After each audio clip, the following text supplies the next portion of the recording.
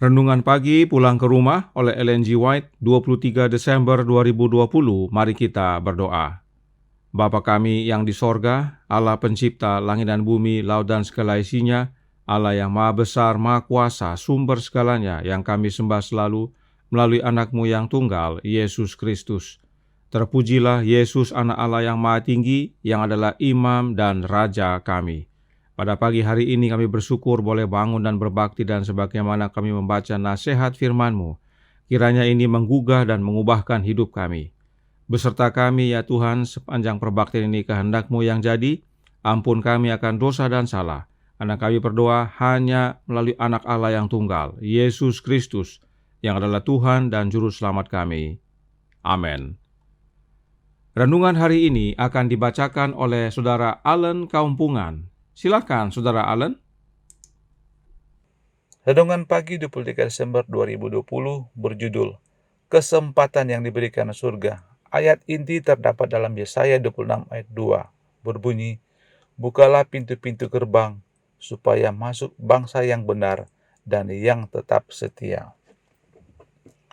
Di sana kita akan mengenal sebagaimana kita juga dikenal. Di sana cinta dan simpati yang telah ditanamkan Allah di dalam jiwa akan terlaksana dengan benar-benar dan memuaskan. Persekutuan suci dengan makhluk-makhluk kudus, kehidupan sosial yang harmonis dengan para malaikat yang diberkati, dan bersama orang-orang yang setia dari sepanjang zaman, persahabatan yang suci mengikat bersama seluruh keluarga di surga dan di bumi. Semuanya itu ada di antara pengalaman-pengalaman sesudah ini.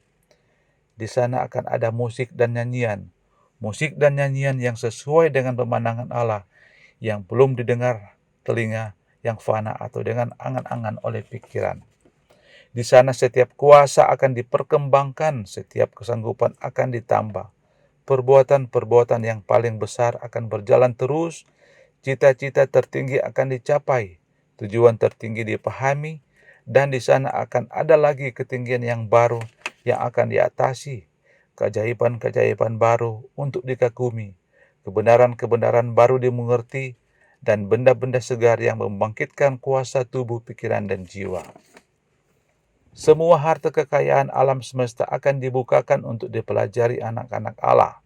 Dengan kesenangan yang tak terkatakan, kita akan memasuki sukacita dan kebijaksanaan makhluk-makhluk yang tidak pernah berdosa. Kita akan membagikan harta yang diperoleh sepanjang zaman pada waktu merenungkan pekerjaan tangan Allah.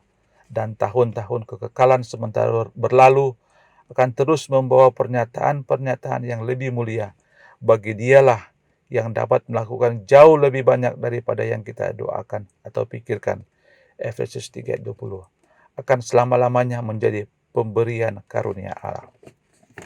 Dan hamba-hambanya akan beribadah kepadanya. Wahyu 22 ayat 3. Kehidupan di dunia ini adalah permulaan kehidupan di surga.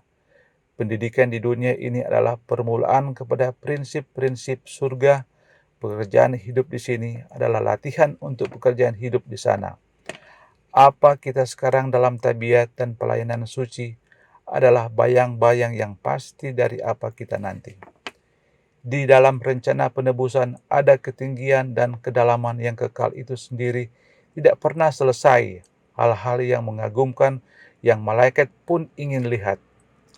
Hanya orang-orang yang ditebus saja dari setiap makhluk yang diciptakan, yang di dalam pengalaman mereka sendiri mengetahui pertentangan yang sesungguhnya dengan dosa, yang mereka telah alami dengan Kristus, dan sebagaimana malaikat-malaikat pun tidak dapat melakukannya, telah masuk ke dalam persekutuan penderitaannya. Tidaklah mereka mempunyai kesaksian mengenai ilmu penebusan itu, yang tidak ada artinya bagi makhluk yang tidak jatuh ke dalam dosa. Seri Membina Keluarga, Jilid 3 halaman 284 sampai 286. Terima kasih. Terima kasih atas penata layanan Saudara Allen. Tuhan Yesus memberkati. Selamat pagi, saudaraku dalam Tuhan. Ada pesan penting dalam renungan hari ini, dan mari kita baca kembali. Terdapat dalam Pulang ke Rumah halaman 378 paragraf 5 yang berkata, kehidupan di dunia ini adalah permulaan kehidupan di sorga. pendidikan di dunia ini adalah permulaan prinsip-prinsip sorga. Pekerjaan hidup di sini adalah latihan untuk pekerjaan hidup di sana. Apa kita sekarang dalam tabiat dan pelayanan suci adalah bayang-bayang yang pasti dari apa kita nanti. Artinya, kita sudah harus mulai menghidupkan kehidupan sorga di dunia ini. Ini prinsip penting yang perlu dipahami karena banyak umat Kristen yang merasa tidak masalah hidup duniawi, asal hidup baik dengan sesama dan rajin ibadah serta melayani. Nanti waktu Yesus datang baru berubah seluruhnya atau diubahkan. Ini konsep yang salah. Kita harus berubah dari sekarang kalau memang kita mau hidup di surga dan di dunia baru nanti. Buangkan dunia, terima Yesus. Perhatikan pernyataan Roh Nubuat tentang kehidupan Yesus berikut ini yang dituliskan dalam Membina Pendidikan Sejati halaman 285 paragraf 4 yang berbunyi, Anak manusia datang bukan untuk dilayani, melainkan untuk melayani. Matius 20 ayat 28. Pekerjaan Kristus di bawah adalah pekerjaannya di atas. Dan upah kita karena bekerja bersama Dia di dunia ini akan menjadi kuasa yang lebih besar dan kesempatan yang lebih luas untuk bekerja bersama Dia dalam dunia yang akan datang. Pekerjaan Yesus di dunia ini adalah gambaran pekerjaan Yesus di sorga nanti serta di dunia baru nanti. Ini pesan sangat penting. Kenapa? Perhatikan, upah kita karena bekerja bersama dengan Yesus di dunia ini akan menjadi kuasa yang lebih besar dan kesempatan lebih luas untuk bekerja sama dengan Yesus di dunia baru nanti. Apa artinya? Artinya, jika kita mau memiliki kesempatan indah bekerja sama dengan Kristus di dunia baru nanti, kita harus bekerja sama dengan Dia di dunia ini, yaitu mulai sekarang. Dan ingat, sebagaimana pelajaran renungan kemarin, Yesus memuliakan dunia yang ditebus ini dengan cara tinggal di dunia ini bersama dengan mereka yang menang. Karena nanti dunia ini akan diubahkan. Dan mereka yang hidup tinggal bersama Yesus di dunia baru nanti harus bekerja sama dengan Yesus mulai dari dunia ini. Kita bukan bekerja sama dengan Allah Roh Kudus di dunia ini dan nanti bekerja sama dengan Yesus di dunia baru. Tidak bisa demikian. Itu bukan yang Roh Nubuat ajarkan. Yang Roh Nubuat ajarkan adalah bekerja sama dengan Yesus di dunia ini, memberikan kuasa untuk bekerja sama dengan Yesus di dunia baru nanti. Sebab apa yang Yesus kerjakan di dunia ini, Dia kerjakan juga nanti. Ini pesan sangat penting yang perlu diingat umat dan pahami. Jangan salah oknum dalam bekerja sama. Pilih Yesus, bekerjasamalah dengan Yesus. Bersama Yesus di sini dan bersama Yesus di sana nanti. Yesus satu-satunya teman kerja kita. Inilah kesempatan indah yang diberikan sorga kepada kita. Nah, apakah pekerjaan Yesus di dunia ini? Kutipan ini berkata, pekerjaan Yesus di dunia ini adalah gambaran pekerjaan Yesus di sorga dan di dunia baru nanti. Ini pesan sangat penting. Kenapa? Perhatikan, upah kita karena bekerja sama dengan Yesus di dunia ini akan menjadi kuasa yang lebih besar dan kesempatan lebih luas untuk bekerja sama dengan Yesus di dunia baru nanti. Artinya, jika mau memiliki kesempatan indah bekerja sama dengan Yesus di dunia baru nanti, kita harus bekerja sama dengan Dia di dunia sekarang ini. Dan ingat, sebagaimana pelajaran renungan kemarin, Yesus memuliakan dunia yang ditebus ini dengan cara tinggal di dunia ini bersama mereka yang menang. Dan mereka yang hidup tinggal bersama dengan Yesus di dunia baru nanti harus bekerja sama dengan Yesus mulai dari dunia ini. Kita bukan bekerja sama dengan Allah Roh Kudus di dunia ini sekarang dan nanti di dunia baru bekerja sama dengan Yesus. Tidak demikian, tidak bisa. Itu bukan yang Roh Nubuat ajarkan. Yang Roh Nubuat ajarkan adalah bekerja sama dengan Yesus di dunia ini, memberikan kuasa untuk bekerja sama dengan Yesus di dunia baru nanti. Sebab apa yang Yesus kerjakan di dunia ini, Dia juga kerjakan nanti. Ini pesan sangat penting yang perlu dipahami oleh umat Allah. Jangan salah oknum dalam bekerja sama. Pilih Yesus. Yesus di sini dan Yesus juga nanti di sana. Yesus satu-satunya teman kerja kita. Inilah kesempatan indah yang diberikan sorga kepada kita. Nah, apakah pekerjaan Yesus di dunia ini? Kutipan ini mengutip Matius 20 ayat 28 di mana Yesus berkata, Dia datang bukan untuk dilayani, tetapi untuk melayani. Inilah pekerjaan Yesus di sini dan pekerjaan Yesus nanti di dunia baru. Demikian juga dengan kita. Perhatikan, masih dalam buku yang sama dan bab yang sama. Buku Education bab 35 atau Membina Pendidikan Sejati halaman 286 paragraf 3 yang berkata, dalam hidup kita di dunia ini, walaupun dibatasi oleh dosa dan perkara-perkara duniawi, sukacita terbesar dan pendidikan tertinggi adalah dalam pelayanan. Dan pada masa yang akan datang, di mana tidak lagi dikungkung oleh keterbatasan manusia berdosa, dalam pelayananlah kesukaan terbesar dan pendidikan tertinggi akan ditemukan. Bersaksi dan sebagai saksi senantiasa mempelajari. Betapa kaya dan mulianya rahasia itu, yaitu Kristus di tengah-tengah kamu, Kristus yang adalah pengharapan akan kemuliaan. Kolose 1 ayat 27. Dalam dunia ini, sukacita terbesar dan pendidikan tertinggi adalah melayani. Dalam dunia baru nanti, kesukaan terbesar dan pendidikan tertinggi adalah melayani. Tidak heran, kita harus bekerja sama dengan Yesus di dunia ini supaya dapat bekerja sama dengan Yesus nanti di dunia baru. Sebab pekerjaan Yesus adalah melayani dan bukan dilayani. Dan mereka yang melayani punya ciri khusus. Apa itu? Lihat kalimat yang diwarnai merah. Bersaksi dan senantiasa belajar. Mereka yang melayani hidupnya bersaksi dan senantiasa belajar. Bagaimana dengan kita? Umumnya kita hanya salah satu. Entah giat bersaksi dan tidak belajar, atau giat belajar dan tidak bersaksi. Mari kita bekerja sama dengan Kristus agar kita dapat hidupkan pelayanan yang benar, yaitu bersaksi dan belajar. Nah, Yesus sudah kembali ke surga. Lalu bagaimana kita belajar dan bekerja sama dengan Yesus? Lihat rahasia yang Paulus nyatakan yang dia tulis dalam Kolose 1 ayat 27. Terjemahan King James lebih tepat yang berkata, Kristus di dalam kamu yang adalah pengharapan kemuliaan. Bagaimana Kristus di dalam kita? Melalui kehadiran Roh-Nya.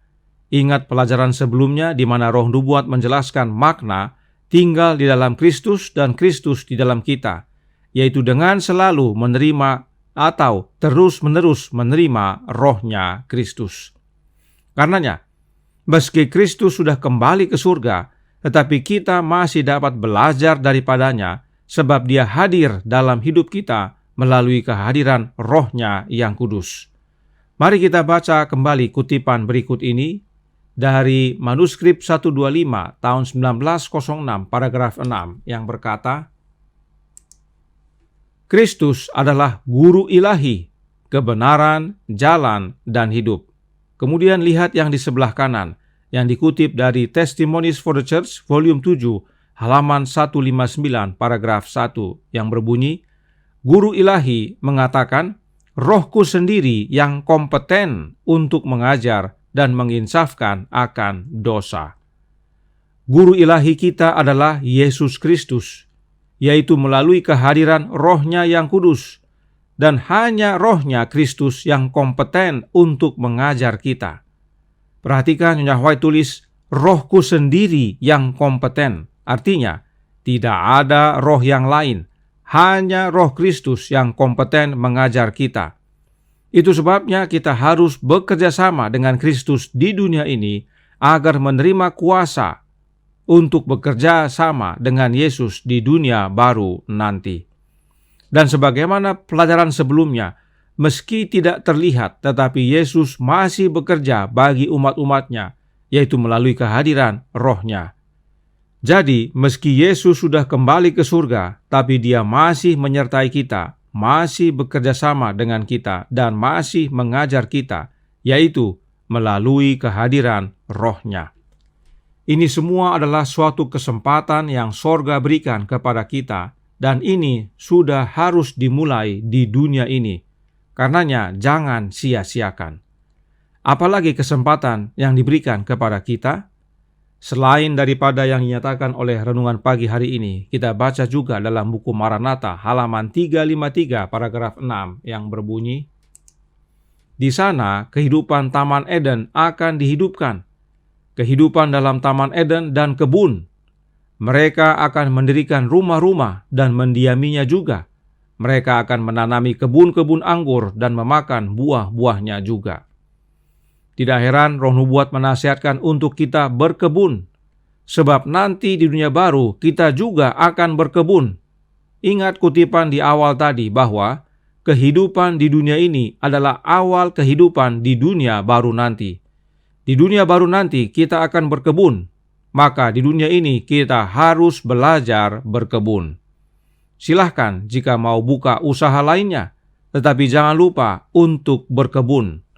Roh Nubuat menasihatkan dalam Country Living halaman 17 paragraf 4 yang berkata, "Jika tanah itu ditanami, itu akan dengan berkat Tuhan memenuhi kebutuhan kita. Kita tidak boleh berkecil hati tentang hal-hal duniawi karena kegagalan yang nyata. Kita juga tidak perlu berkecil hati karena keterlambatan. Kita harus mengerjakan tanah dengan riang.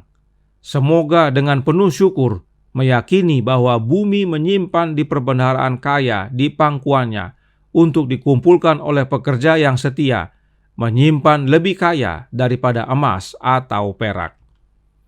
Inilah pendidikan dalam bercocok tanam atau berkebun. Kita harus sabar dan bahkan tidak jarang gagal, tapi kita harus ceria dan percaya bahwa Allah menyediakan berkat yang lebih daripada emas dan perak dalam tanah. Inilah latihan dan pendidikan yang baik bagi kita, sebab nanti di dunia baru, ini juga pekerjaan kita, yaitu berkebun. Kemudian, dalam Membina Pendidikan Sejati halaman 281 paragraf 6, Roh Nubuat menyatakan, "Di sana pelajar ilmu pengetahuan dapat membaca catatan-catatan penciptaan dan tidak menemukan catatan-catatan yang mengingatkan kepada hukum kejahatan. Dia boleh mendengarkan suara musik alam dan tidak menemukan catatan ratapan atau rintihan duka cita." Sungguh suatu kesempatan yang luar biasa untuk kita dapat membaca catatan penciptaan. Dan siapa guru kita? Yesus Kristus. Sebab Dialah guru yang kompeten dan Dialah sang pencipta kita. Kita akan mempelajari bagaimana Yesus Kristus menciptakan alam semesta. Bukankah itu suatu hal yang menakjubkan? Demikian juga dengan musik. Kita akan mendengarkan musik yang belum pernah kita dengar sebelumnya. Ini semua di luar dari pelajaran tentang rencana penebusan yang kita akan pelajari sepanjang masa kekekalan. Jadi, saudaraku dalam Tuhan, ada banyak hal yang akan kita kerjakan dan pelajari nanti. Belum lagi untuk bepergian mengunjungi dunia-dunia lainnya di alam semesta yang sangat maha amat luas ini. Sungguh suatu kesempatan yang tidak dapat dijelaskan dengan kata-kata. Luar biasa. Kita hanya dapat berkata, "Terpujilah anak domba Allah yang telah menebus kita," dan kita sujud menyembah di kakinya.